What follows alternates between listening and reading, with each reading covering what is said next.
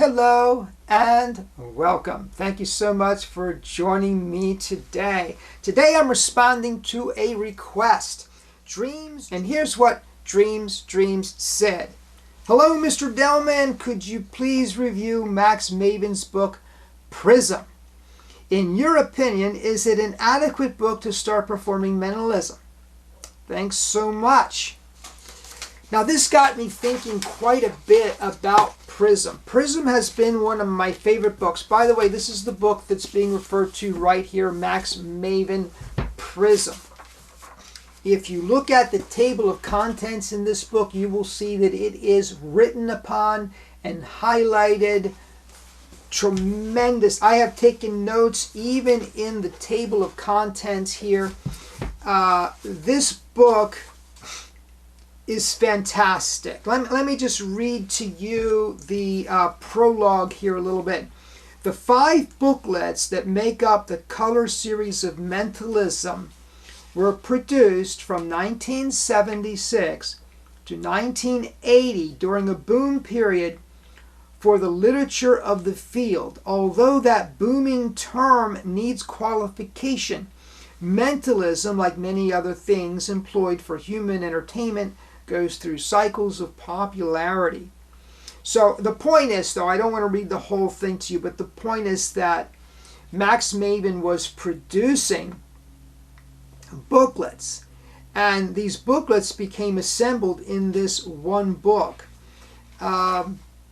So this is not a standalone work per se. It's one volume now, but you get in this one book, you get the blue book, the red book, you get the green book, the yellow book, the violet book.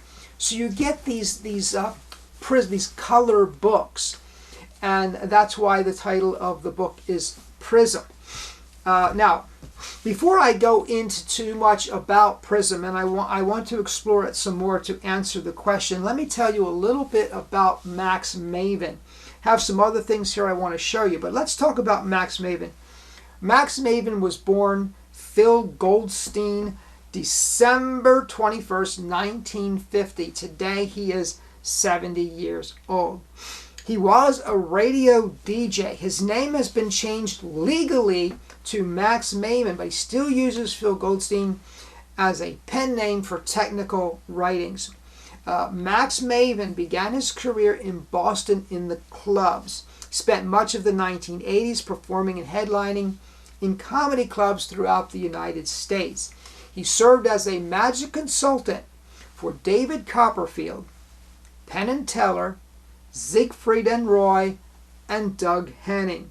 He is a stickler for the history of magic, especially as it establishes the originators of ideas. And if you're familiar with Max Maven's work, he goes through great pains to say, this came from this, came from this, came from this. He is a brilliant historian. In fact, I would say he's probably one of the finest magic historians living today. And I appreciate it. I consider myself a magic historian. I understand how difficult it is in a performing art that is based on mystery. It becomes extremely complicated to trace the history of certain things. But Max Maven has excelled, and I think he deserves credit for that. He's received the following awards: Academy of Magical Arts Lecturer of the Year, 1979. Academy of Magical Arts Creative Fellowship, 1997. MINDVention Lifetime Achievement Award, 2015. The Allan Slaight Award for Lifetime Achievement, 2017. And of course, he has written the book PRISM. Now let me share with you a few things. Now, he wrote the book PRISM. I also have a few of his videos. I think he's done a few more videos than what I have. He did this video called Video Mind, Phase 1, Parlor Mentalism, Phase 2, Close-Up Mentalism, and Phase 3, Stage Mentalism. So I think the advantage of a DVD series is that you get to see Max Maven perform. Another video series he participated in, I don't have it in front of me right now, I do own it though, is the Tommy Wonder series for L&L. What I love about that, there's a if you're familiar with Tommy Wonder, he takes everything to the, not only to the next level, but off the planet. I mean, if you are aspiring to do Tommy Wonder material, God bless you. You know, because Tommy Wonder material is a challenge, but from a magician's point of view, it is, he creates masterpieces of everything he touches. Well, there's a scene in the Tommy Wonder videos where he borrows a watch, the watch is vanished, and it reappears in an impossible location. I think like inside a clock or something. I mean, it's ridiculous. And what's amazing about this thing is it just seems as though, if you can imagine the most perfect vanish and reappearance that there could possibly be, it is this. So, of course, on an L&L video, Tommy is going to explain how he does it. So he's showing Max Maven the apparatus for producing this effect. And Max Maven gets the most hysterical look on his face. And he quotes an off-quoted comment about magic. He says, "It's easy once you know the secret." And of course, it's not easy. And nothing Tommy Wonder does is easy. That was what was so funny about it. So this guy has a tremendous sense of humor, accompanying his brilliance as a performer and his brilliance as a creator. So he did this video as well. It's called Nothing. I'm going to read to you a little bit of the back here. No pre-show, no stooges, no clipboards, no nail writers, no playing cards, no ASP cards, no billets, no wallets, no gaffs, no gimmicks, no special materials, no muscle reading, no hypnotism, no threads, no mirrors, no electronics, no rough and smooth, no Gilbreth principle, no filler. So his objective was to create material that you could do with no apparatus whatsoever. You know, I love the concept that he worked with here, and you know, it's like any other collection of material. Some of the things you're going to find gems there. Some of the things you're going to look at and say, "Oh, you know what? I can, if I change this or change that, or if I modify it this way, it might actually work for me."